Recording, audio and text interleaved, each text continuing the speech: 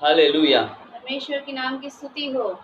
It is our prayer every day that the people who hear these messages, ये हमारी प्रार्थना हर दिन की है कि जो कोई भी इस संदेश को सुनते हैं, you are protected by God. परमेश्वर के द्वारा आप सुरक्षित रहे You will be taken care of by God's protection, और आप परमेश्वर की सुरक्षा में ही रहे and you will be able to overcome this economic crisis. और आप इस आर्थिक परिस्थिति से बाहर निकल आ पाए And we will be able to overcome these problems. और ये जो भी विपत्ति है, इस सभी विपत्ति से हम छुटकारा या बाहर आ पाए। Today we are going to meditate upon the epistle according to Galatians chapter 4, 1 to 11. और आज जो हम मनन करने वाले हैं वो गलातियों की पत्री 4 अध्याय उसका 1 से 11 वाक्य है। Paul writes to the church in Galatia.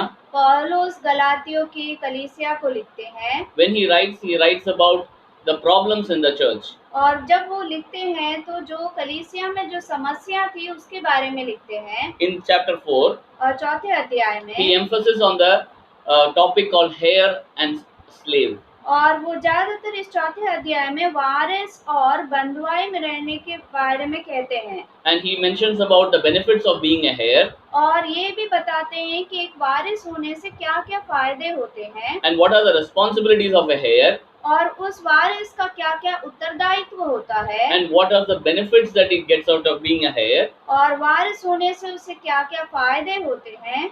And are we worthy of a heir. और क्या हम वारिस होने के लिए योग्य हैं। And in the next 15 minutes we hope to discuss this. और अगले 15 मिनट में हम इन बातों का चर्चा करना चाहते हैं। Let us imagine that we are born in a very rich family. हम कल्पना करें कि हम एक बहुत बड़े धनी परिवार में पैदा हुए हैं। And as heir of that family, और उस परिवार के वारिस होने के नाते we are eligible for all the inheritance. हमें ये मिलता है कि हम जो भी समृद्धि या संपत्ति है उसके हम भागीदार हो सकते हैं। And all those inheritance is not given instantly. और जो समृद्धि दिया गया है वो तुरंत वहाँ पर नहीं मिलता है। It takes some time. वो कुछ समय होता है उसका मिलने का। All the benefits and inheritance are huge. और जो भी फायदे या फिर समृद्धि है बहुत बड़ा होता है।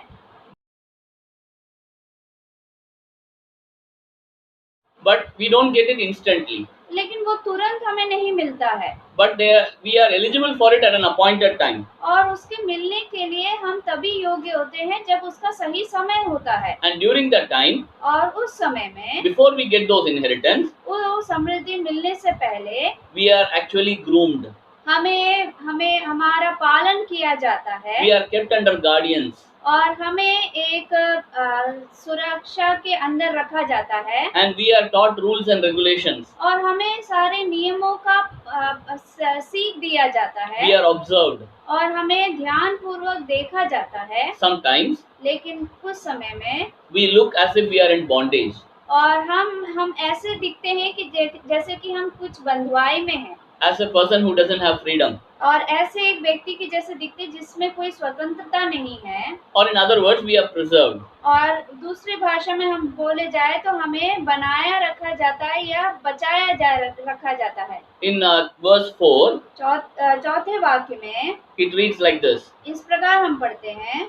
But when the fullness of time had come, God sent forth His Son, born of woman, born under the law, in 5th verse, to redeem those who were under the law, so that we might receive adoption as sons. गलातियों की पत्री 4 अध्याय उसका 4 और 5वां वाक्य। परंतु जब समय पूरा हुआ तो परमेश्वर ने अपने पुत्र को भेजा, Yes. जो स्त्री से जन्मा और व्यवस्था के अधीन उत्पन्न हुआ, ताकि व्यवस्था के अधीनों को मोल लेकर छुड़ा ले और हमको लेखपालक होने का पद मिले। God appoints time. परमेश्वर एक समय निश्चित करता At है। the fullness of time, और उस समय का पूरा होने पर God sent His Son into this world.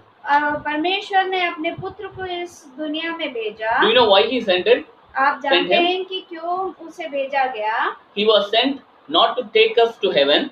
ये नहीं कि केवल ये नहीं कि हमें वो स्वर्ग में लेकर जाए। Definitely, if you believe in Jesus Christ, we have an eligibility to go to heaven. ये निश्चय ही है कि यदि आप प्रभु यीशु मसीह पर विश्वास करेंगे तो आप योग्य हैं वो स्वर्ग में प्रवेश करने But के लिए। before that, लेकिन उससे पहले He sent His Son to redeem us. उसने अपने पुत्र को इसलिए भेजा ताकि हमें छुड़ाया जा सके, And not only that, और केवल ये ही नहीं, redeem us from the law. हमें उन नियमों से छुड़ाया जा सके, Because we were not able to follow the law. क्योंकि हम उन नियमों का पालन नहीं कर पा रहे थे। And moreover, और ये बातें, we are being redeemed and made as sons. और हमें छुड़ाया भी गया और हम परमेश्वर के पुत्र भी बनाए गए। It is a great privilege. ये एक बहुत बड़ा सौभाग्य है। When we are adopted as sons, जब हम लेखपालक बने, we become inheritors. हम उसके वारिस बन गए। Or inheritors of what? और किस चीज के वारिस बन गए? And we have been inheritors of God's promises. और परमेश्वर के वायदों के वारिस बन गए। Do you want to be heirs, my dear brothers and sisters? हे मेरे प्रिय भाई बहनों, क्या आप भी वो वारिस बनना चाहते हैं? God at the appointed time makes you hear messages so that you will also get an opportunity to become adopted sons of God.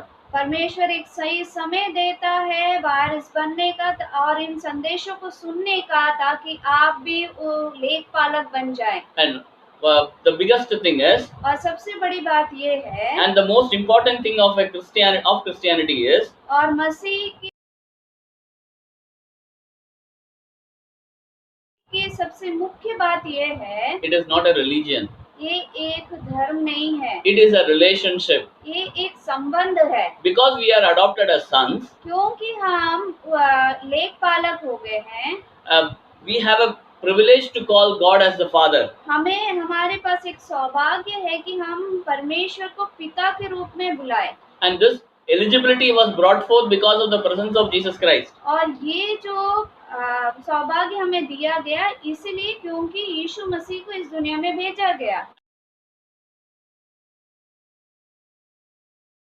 And when Jesus Christ came, और जब यीशु मसीह आए, and if we believe in Jesus Christ, और यदि हम यीशु मसीह पर विश्वास करते हैं, He gives His Spirit into us. और तब वो हमें उसकी आत्मा हमारे अंदर देता है। When His Spirit is filled in us, जब यीशु मसीह का आत्मा हमारे में भरता है, we automatically start calling God as our Father. हम निश्चय ही पिता परमेश्वर को अपने पिता के रूप में बुलाने लगते हैं। And it is a relationship. और वो एक संबंध है। When you call God as your Father, जब परमेश्वर को आप पिता के रूप में बुलाते हैं, you have the eligibility to call Him and talk to Him every day. तो फिर आपको ये सौभाग्य होता है कि आप उसे दिन प्रतिदिन उससे बातचीत करें और उसे पुकारें। You can share your problems. आप अपने सारी समस्याओं को उसके साथ बांट सकते हैं। You can talk to Him on a daily basis. और हर दिन आप उसके साथ बातचीत में लगे रह सकते हैं। He also will know your problems. और वो भी ये जान पाएंगे आपकी समस्या को। He will guide you. और आपको सही रास्ता भी दिखाएंगे। And all this because Jesus Christ came into this world. और ये सब इसीलिए हुआ क्योंकि यीशु मसीह इस दुनिया में आए। When looking at Christians, और जब हम मसीह को देखते हैं, many people ask, how is God healing you? और कई लोग हमसे शायद पूछते होंगे कि कैसे परमेश्वर आपको चंगाई देता है। How is God making you go through these problems? कैसे परमेश्वर इन विपत्तियों से जाने के लिए आपको मदद करता है। How are you be able to be happy and joyful? कैसे आप इस समय में भी आनंदित रह पाते हो। It is a strange feeling for others. और ये एक बहुत ही अद्भुत बात होती है दूसरों के लिए। For some people it is a mockery. और कुछ लोग इसके लिए ठट्टा भी उड़ाए करते हैं। But the secret is, लेकिन गुप्त बात ये है, for a Christian, एक मसीह के लिए God is the Father. परमेश्वर है पिता। And it is through the presence of Jesus Christ. और ये तभी होता है जब यीशु मसीह की उपस्थिति होती है। And we are able to cry to Him as Abba and Father. और हम उसे अब्बा पिता कहकर पुकारने वाले हो पाते हैं। And we address Him as a close relationship. और उसे हम इस प्रकार संबोधित करते हैं जैसे हमारा उसके साथ एक निकटता है। And we are not slaves. और हम कोई बंधुआई में नहीं है। We adore Him. हम उसकी महिमा कर पाते we हैं understand His holiness, और हम उसकी पवित्रता को समझ पाते हैं and we enjoy His presence on a minute by minute basis. और हम उसके उपस्थिति को हर पल आनंद के साथ ले पाते हैं। That is because of the Spirit of Jesus Christ. और ये इसीलिए हुआ क्योंकि यीशु मसीह की आत्मा हम में है। The church in Galatia, और गलातियों की जो कलीसिया थी where Paul was preaching, जहाँ पर पौलुस प्रचार कर रहा था, they initially accepted Jesus Christ. शुरू में तो उन्होंने यीशु मसीह को स्वीकार किया, Later on, लेकिन बाद में they forgot Him. वो उसे भूल जाते हैं And not only that, they were backsliding. और वो उन बातों से पीछे भी हट जाते हैं They were giving importance to days and times. और वो ज्यादातर दिन और समय को मुख्यता देने लगते हैं। For God the Father, और पिता परमेश्वर के लिए every minute is important. हर एक पल बहुत मुख्य होता है, Every day is important. हर एक दिन मुख्य होता है उनके Every occasion is important. हर एक परिस्थिति या संदर्भ उनके लिए मुख्य होता है। In the life of a believer, एक विश्वासी के जीवन he में wants to have complete control of his life. और वो चाहते हैं कि पूरी तरह की उसके जीवन में एक नियंत्रण हो, Not a particular time or particular occasion. केवल ये नहीं कि कुछ एक संदर्भ में या कुछ एक समय में, Be it poor or rich, भले वो धनी हो या गरीब हो, God as the Father wants to interact with you and me. एक ऐसा पिता परमेश्वर है जो निरंतर हमसे वार्तालाप करना चाहता है। When that relationship is cut off, और जब वो संबंध टूट जाता है everything is collapsed. तो फिर सब कुछ नष्ट हो जाता है। When that relationship gets collapsed, और जब वो संबंध टूट जाता है fear gets into our lives. तब भय हमारे अंदर आ जाता है And we try to become perfect people. और हम कोशिश करते हैं अपने आप को सिद्ध करने की And we try to compare with others. और हम दूसरों के साथ तुलना भी करने लगते हैं We try to follow false doctrines. और हम गलत सिद्धांतों के पीछे चलने की भी कोशिश करते We हैं try to adopt false traditions. और गलत रिवाजों को पालन करने की कोशिश करते हैं We want to follow certain times and occasions. और कुछ समय और संदर्भ को भी हम पालन करने की कोशिश करते हैं At the end, we go into new philosophies. और हम अंत में एक नए तत्व के पीछे ही चल पड़ते हैं। But the God of the Bible लेकिन बाइबल का जो परमेश्वर है wants to address you as sons आपको एक पुत्र के रूप में संबोधित करना चाहते हैं and wants to relate to you as sons, और आपको एक पुत्र का संबंध देना चाहते हैं wants to take care of you as a father और एक पिता के रूप में आपका देखभाल करना चाहते हैं in your everyday life. और आपके दिन प्रतिदिन वो ऐसा करना चाहते हैं। He wants you to partake in His promises. और वो चाहते हैं कि उसके वायदों में आप भागीदार हो And every page of the Word of God or the Bible is filled with promises. और हर एक जो बाइबल के पन्ने हैं वो वायदों से भरे हुए हैं The Father sent His Son for that. और पिता ने अपने पुत्र को इसीलिए भेजा है। That is why a Christian is always adoring God and saying that, "Oh Father in heaven." इसीलिए मसीह हमेशा आनंदित होकर इस प्रकार कहता है कि हे पिता जो स्वर्ग में है, In death, in pain, in sickness, in joy, ये एक मृत्यु में या विपत्ति में या बीमारियों में भी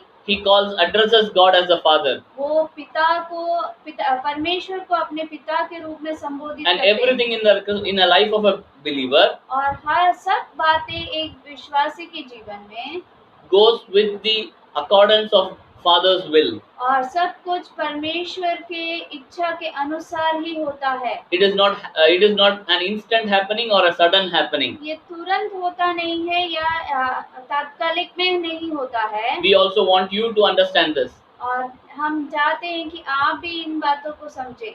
There might be Christians who are hearing this. या हो सकता है हमें सुनने वाले कुछ मसीह लोग भी होंगे। I want you to renew the relationship with God as your Father. मैं चाहता हूँ कि आपका जो संबंध है पिता परमेश्वर के साथ वो आप वापस रूपांतर करें Let it become re-established. और वापस हम स्थापित कर बैठे। And if there are people who are not accepted Jesus Christ as your Savior, और यदि कोई लोग जो हमें सुन रहे हैं जिसने यीशु मसीह को उद्धारक के रूप में नहीं स्वीकार किया है, you have an opportunity to be adopted as sons. आपको एक मौका है, आप भी एक पुत्र के रूप में लिए जा सकते हैं and you will not be worried about the elementary teachings of this world. और इस संसार की जो नियम या शिक्षण है उसकी बातों पे आपको चिंता करने की जरूरत नहीं है। You know that the creator of heaven and earth is your father. जो इस सृष्टि को बनाया है वो स्वर्ग में है, वो पिता परमेश्वर। And do you want this relationship? क्या आप उस संबंध को चाहते हैं? And today is the right time. और ये ही सही समय है। And it is our prayer that all who hear this message, और ये प्रार्थना है कि जो कोई भी इस संदेश को सुन रहे हैं, when Jesus Christ comes back again, जब यीशु मसीह वापस लौट आएंगे, He is going to come back to take His children. वो इसलिए लौट आ रहे हैं कि ताकि वो अपने बच्चों को अपने साथ ले जा सके। We will meet there as heirs, as children and brothers and sisters. और हम वहाँ पर मिल पाएंगे एक वारिस के रूप में और भाई बहनों की तरह वहाँ हम मिल पाएंगे। Let us not be left over here. हम यहाँ छूट ना जाए। May God bless us with His word. परमेश्वर इन वचनों से हमें आशीषित करे। Amen.